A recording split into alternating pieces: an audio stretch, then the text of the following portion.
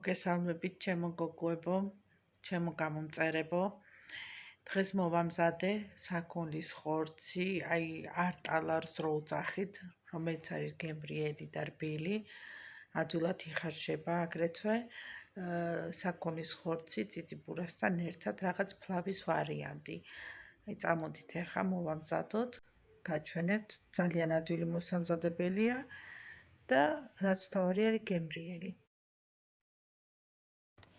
ტაფაზე დავასხათ ზეთი და დავაყაროთ წვრილად დაჭრილი არტალის ნაჭრები და დავბრეწოთ ორივე მხრიდან, როგორც ხედავთ ვიდეოში.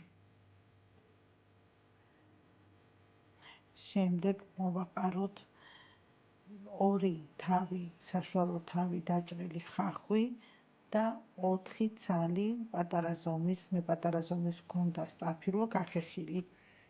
და ეს ყველაფერი ერთად ჩავთუშოთ ერთმანეთში,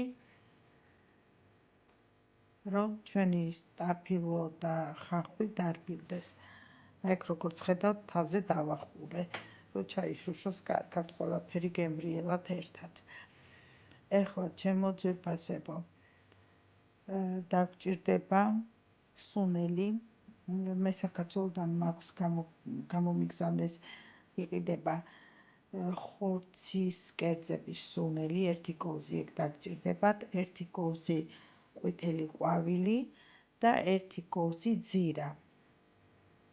ძირა ესეთ კერძებს, როგორიც არის ფლავი და ბრინჯის კერძებს ძალიან უხდება. და აგრეთვე დავუმატე მე მშრალი ნიორი, დაბქვილი მშრალი ნიორი. ხო შეგიძლიათ დავუმატოთ 2 კბილი გაჭყლეტილი ნიორი.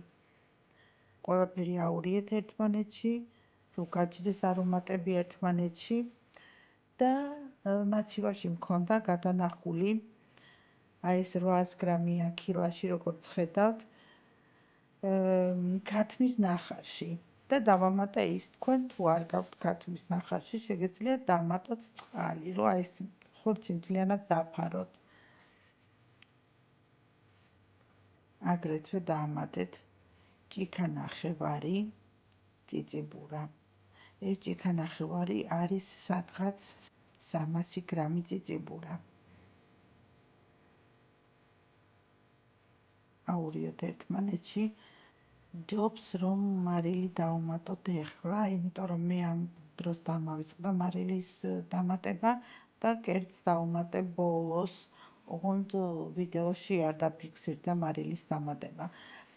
მოკლედ, ესე რომ ჩაიშრო ეს ჩვენი წყალი, წიწიბურა და ნახეთ რა გემრიელი გამოვიდა. უგემრიელესი არომატები გაუშვა, არ ვიცი, ნამდვილად ისეთ სუნი ტრიალებს სახლში. ნახეთ ახლო კადრიდან რა გემრიელობა არის. გააკეთეთ, გამოიწერეთ ჩემი არხი და კომენტარეთ თუ მოგეწონათ კერძი და მე შემდეგ ვიდეომდე გემშვიდობებით ყველას.